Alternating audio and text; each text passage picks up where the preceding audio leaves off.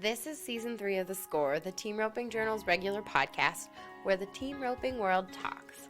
We've told the stories of some of the greatest cowboys, horses, and moments in the sport, and we're so far from done. In 2020, we'll bring you more of what you've come to expect, like interviews with the best cowboys and cowgirls we know, and we'll dive even deeper into subjects you care about. Look for more audio editions of the Team Roping Journal stories you might have missed in print, and learn about the great horses shaping the sport and great challenges facing our industry.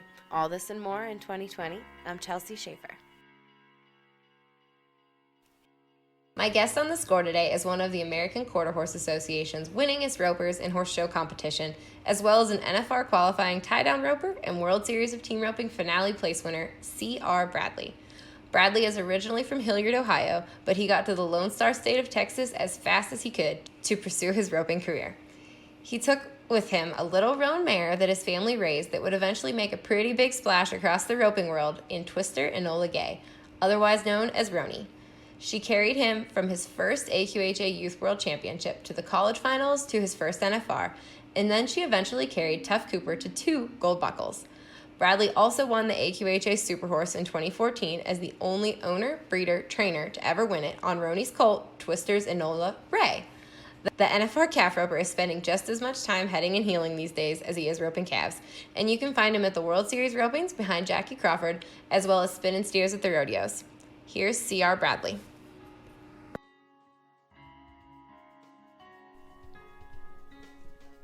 Today's episode is brought to you by ManaPro. At ManaPro, they believe in nurturing life. Since 1985, ManaPro has been committed to providing high-quality, wholesome feeds, supplements, and treats to your horses at every stage of their lives. Their passion is happy, healthy pets, and they're your trusted partners just for that.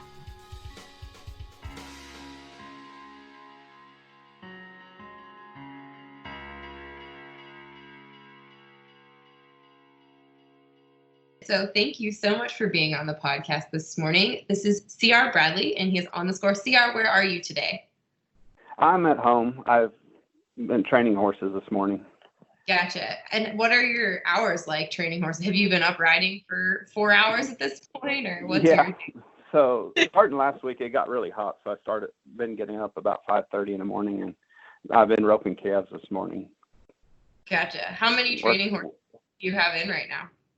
I have 8 customers' horses, and then I have a few of my own too. And as far as what are you guys getting ready for? I know the schedule has been a little different this year. What are you working? Right. So the horse shows are a little slow. We do have a rope horse futurity coming up over the 4th of July in Tulsa. And I have a couple of young horses that are going to go to it. I have a calf horse and a head horse and a heel horse for the futurity. So how much calf roping do you do versus how much heading and heeling do you do? It's about even now. And some of my show horses do all 3 events. And I did more calf roping and rodeos when I was younger. Now I've gotten older, and now I'm starting to team rope more too. Yeah. And you're an 8 heeler? Yes, ma'am. Yes, Gotcha. 8 heeler. Yep. Very good. Well, now I kind of just jumped right in, but I want to take a step back. You were from Ohio. I'm from Pennsylvania. So are you from Hilliard, Ohio? What's that? You're from Hilliard, Ohio originally? I was born in Hilliard, Ohio. Then I grew up, I spent some time, my dad teaches at the University of Findlay in Findlay, Ohio, and we lived there for a while. Then I moved to Richmond, Indiana, where my mom lives on her family farm. And we trained horses there for a while. Then as soon as I got out of high school, I moved to Texas. And then Go ahead. I went to college a couple years in Gainesville, Texas, and then went to OSU for a few years. And then when I rodeoed, I lived in Tulsa, Oklahoma. Okay. Lived there for 4 years. And then after I quit rodeoing, I moved to Collinsville, Texas.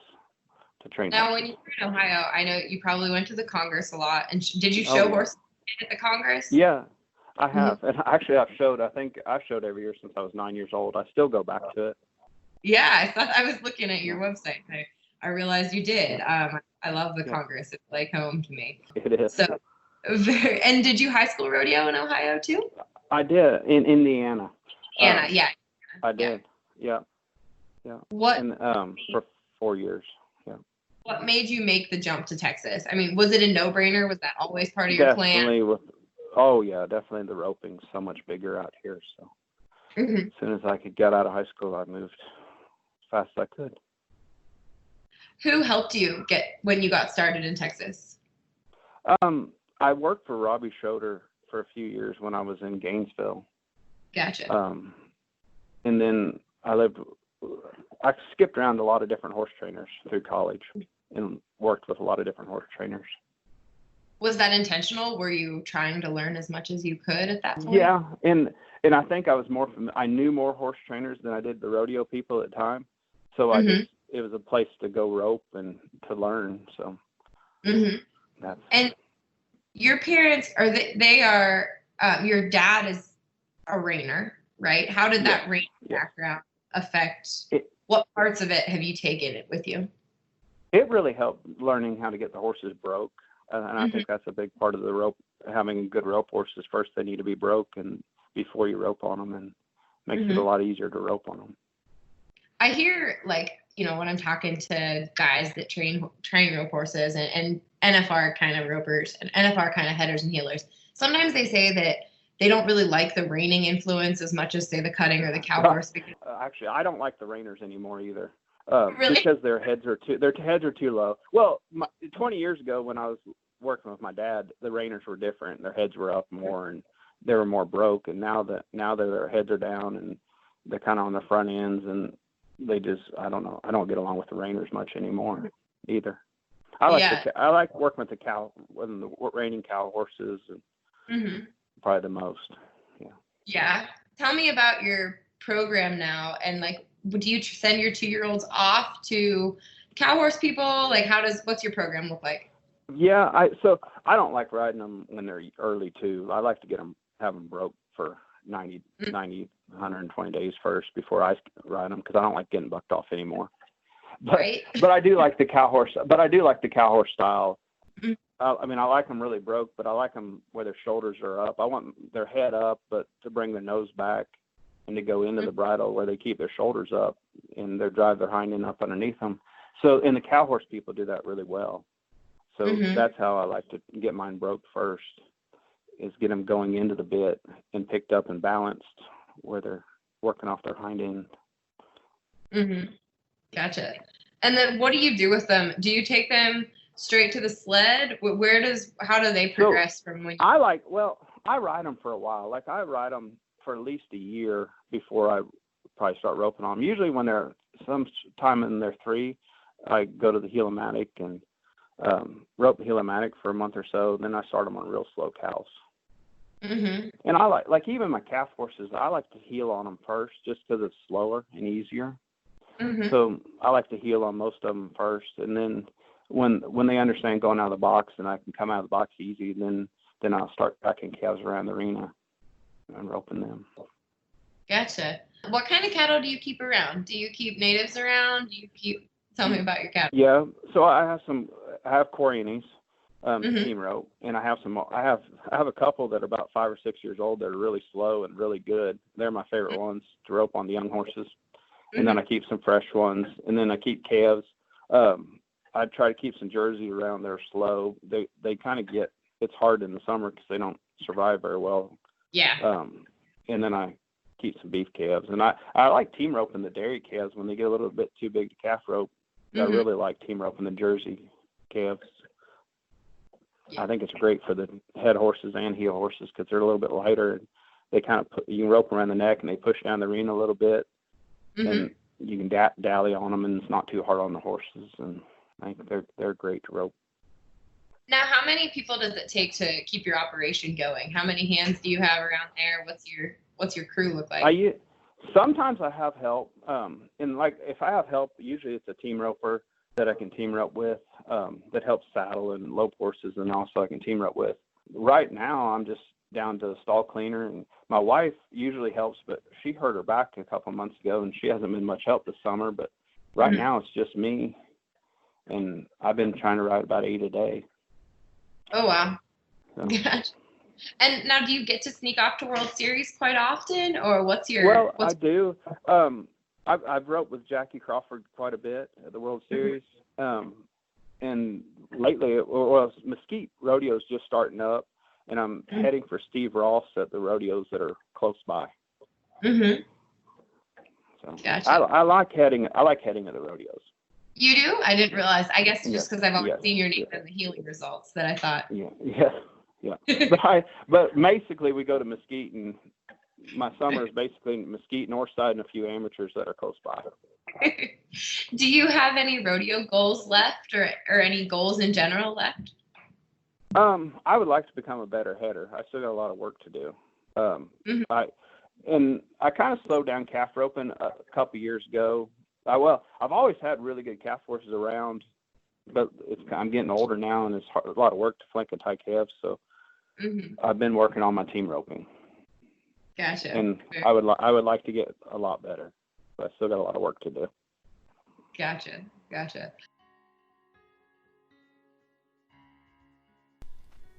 We're going to take a break from this interview to talk about Cetal M, the joint health supplement. Champions, colleagues, and personal trainers. Whatever role they play, they're an important part of our lives. And as much as we count on them, they count on us all the more. Cetal M Joint Supplements for Horses is a new approach to joint health, powered by omega-5 fatty acids, which helps maintain healthy joints by reducing inflammation and promoting positive immune response. Cetal M uses an optimal blend of plant-derived cetyl myristoyate, glucosamine, and MSM for superior results. Visit scorejointhealth.com for your $10 off coupon. For tough rides and long hauls, they're here to make your horses' lives the best they can be. ManaPro, nurturing life. Remember, it's scorejointhealth.com for a $10 off coupon.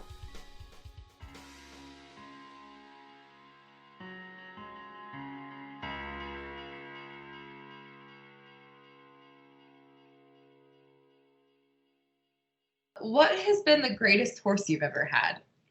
Probably Roanie. She's the one I made the NFR on in 2004 in the calf roping. And then Tuf Cooper rode her at the NFR 2 or 3 times. Sure. And then she won the world show 4 times in the senior calf roping. She was reserve world champion in the junior healing once.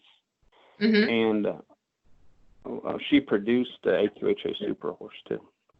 What was the AQHA Super Horse that she produced? Which horse was that? Twister Enola Gay. Gotcha. We won it in 2014. He won the junior calf roping and reserve in the junior healing. That's cool. And Roanie was a horse that you had raised, or that your family? I raised her. Yeah, it's my dad and I raised her. So her mom I won my first Youth World Championship in the heading on her mom when I was 13, and then this Roanie was her first baby. So we raised her. My dad showed her at the reining futurity when she was 3, and then I started roping on her when she was 4. That's amazing. What a cool horse. And then I rodeoed on her. I started hauling her when I was in college, and she helped me get to the NFR. What made her so good? What set her apart? She tried really, really hard every time. She really good stop, and she really tried. How many colts do you have out of her? She's only had 4. Gotcha. The first one is in Arizona and is a team roping horse. We sold them, we raised them, and then the other one. So our vet, we traded out embryos. He got an embryo out of a nick in the bud, and it's a reining and cow horse, and it's a really good one. They show it in the Select World show. I think he lives in Ardmore. And the third one was the Super Horse, and I sold him after I won the Super Horse to Monty Freeman, and he's in Tulsa, and he shows them in the amateur calf roping. And then the last one's a Lion's Share of Fame, and she's 5, and I'm heading and barrel racing on her, and she's going to be really, really good. I really like her. I love those Lion's Share of Fame horses. That's a neat cross. They are. And a cross. Yeah. That was what I would have thought you would have said, but that's cool. Yeah, she feels like she's more of a runner than the rest of them. She's a little different, but I really like her. She's a roan mare. She's the only mare that we've had out of her. Gotcha. And so is Roanie still around? Yeah, Roanie's 28. And she's still sound. Thanks to Cetal M, she's still sound. We ride her every once in a while. Yeah. But she's doing great. What's other, so you said CETALM, she gets CETALM daily probably. Is that Yes. daily part of her program? And then what else without her throughout her career to keep her sound? We also feed oxygen. Oxygen and CETALM are my favorite. And she's never been on, like, haven't had her on Previcox. She's only had one injury. When she was, I think 18 or 19, she tore a sesamoid ligament, and that was her only injury her whole life. And she's been sound other than that, she's been sound her whole life. That's awesome. Now, as far as, I mean, she's obviously been so amazing throughout her career, and everybody, I remember obviously Tuf riding her at the NFR, and that was such a big deal then. But where are you as far as, are you enjoying the horse show side of things? And is that where you really want to continue, like with the real course futurities and everything? Is that where you want to grow your business? Right. No, the futurities are awesome, especially as much money as they're paying right now. Yeah, I'd like to get more team roping horses for the futurities. The horse shows have always been good to me. That's kind of been that's what I've made my living for the last 15 years. I haven't been to one this year since, I guess we went to Fort Worth. Now it's been the only one I've been to this year. So it's been a little bit slow this year, but I haven't missed it a whole lot. But yeah. Now, with the futurities, are you, I know I hear guys talk about the judging all the time and not really understanding the judging, or it's just so different from the AQHA shows, but it's so different from the rodeos. How do you feel like you have a pretty good handle on how the judging is? They judge the futurity different. I think the futurity is judged a little bit different than the quarter horse shows. I like the way the futurity is judged. They try to judge it a little bit more. They're trying to judge a good rope horse. I mean, in some of them, some of the head horses that have won are a little bit, they're showy, but they were big and pretty and broke, and they use their butt. And I think that's where I think the biggest difference is, like in the show world, they want them on their butt a little bit more than maybe the jackpotters. We set them more than I think you would at the rodeos or jackpots. But they want a big, pretty broke horse. I think that's what. Yeah. But I like the way they're judging the futurity, because they're trying, like the heel horses rode up around the corner and kept their shoulders up. I'm judging, so I'm a AQHA roping judge, and I'm judging the Youth World this year. But in the world, the roping, they definitely judge the quarter horse show. They judge the heading a lot differently. They wanted more of a showy horse, that one that'll slide and really broke and can face fast on their hind end. Yeah. Now, I want to circle back to something you had said a little bit ago. You said you were working on your heading. What are you working on with your heading right now? I'm trying to get better at reaching. When I was younger, when I was in college, I headed decent. I actually team roped a lot growing up. And then when I started rodeoing, I team roped a little bit, but I was probably better at calf roping, and I just I went more towards that and slowed down team roping a little bit. But now, I had a better calf horse too at the time, and I had trouble. Never really found a great head horse. So now I'm working on my heading, and have a pretty good head horse I bought from T. Woolman a couple of years ago. It's been a little struggle learning how to reach, but I'm still working at it. I'm pretty good at catch. I can catch them close and from a coil away, but the 2 and 3 colts has been work. What do you do to keep, now if you bought one from T. Woolman, is that head horse, like, is he show horse caliber, or is he one that is really? No, he's more of a jackpot rodeo. He doesn't, he's pretty, like, I like him, and he'll get on his butt, but he doesn't have a slide, or he faces like a jack rodeo horse, not a show horse.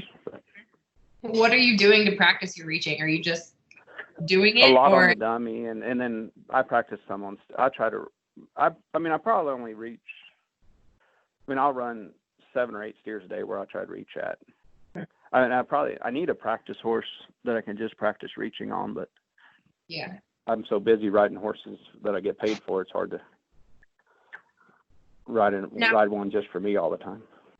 Yeah. Are you what are the horses that you've got for the futurity now? Can you tell us how they're bred? Yeah, so I have I'm not sure I can tell all the breedings, but I have a really, really nice 4-year-old gelding for Cam Beardman.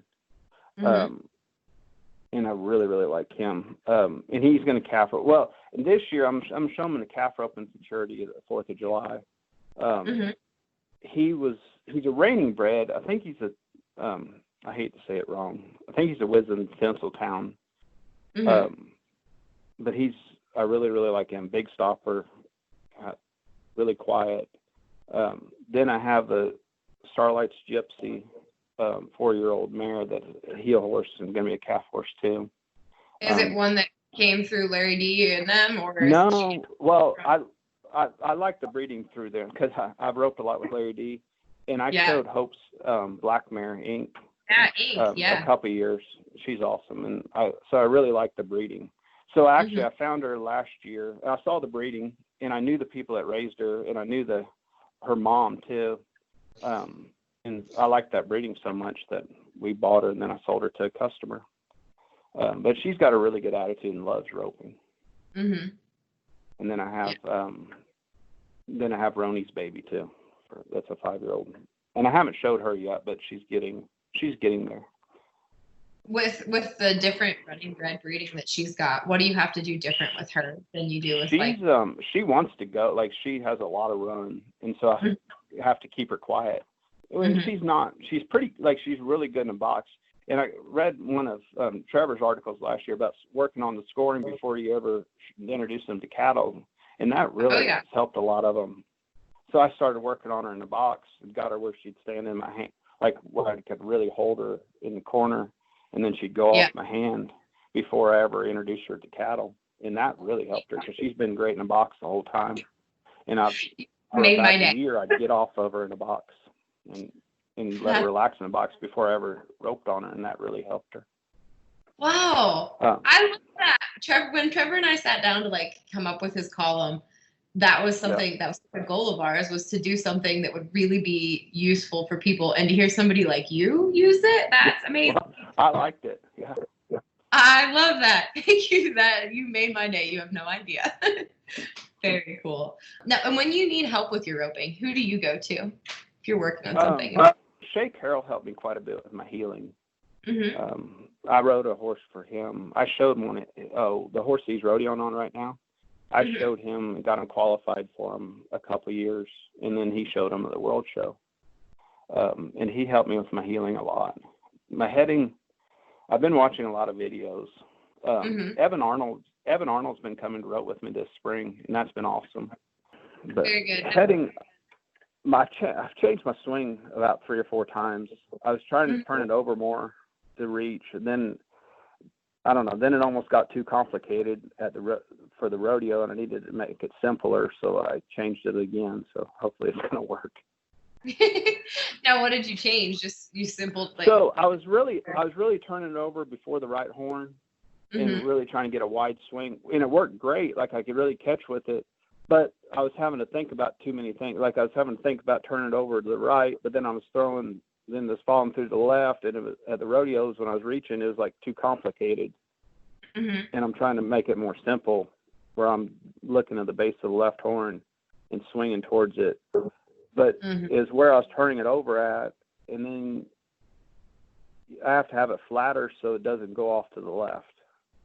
So I'm working on. But then you got to keep it turned over to have the power to reach, I guess. So I'm trying to make it simpler actually, but. I'm trying to keep it flatter I'm trying to keep it simpler, aim at the base of the left and swing towards there, but keep it flatter coming around the right horn. Yeah, it's work in progress. Understand. Well, we will see at Mesquite when you start to win every week at Mesquite that it's figured. It was fast last week. Well, I bet everybody's so hungry for it right now. Everybody's home, Yeah. All these tiny rodeos are going to be so tough. If they weren't already tough enough, they're going to be really tough. Very good. Now, we mentioned Pseudo M before, but how long have you been with that brand?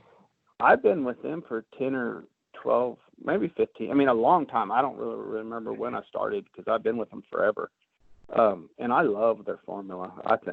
I can see a difference with them. Roanie's got it every day for last 10 or 15 years. but right now I got most of them on it. Mm-hmm. I can see a big difference. Very good. Very good, sir. Well, CR, thank you so much for this impromptu phone call and letting me pick your brain about horse training and stuff. I really appreciate it. Thank you. Thank you. You guys have a great day. Thank you, sir. Okay, you too. Bye-bye. Thank you. Bye-bye.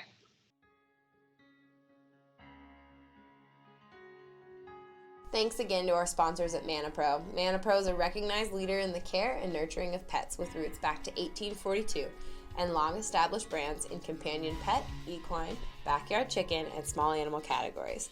ManaPro's product is Cetal M, and you can check that out at scorejointhealth.com.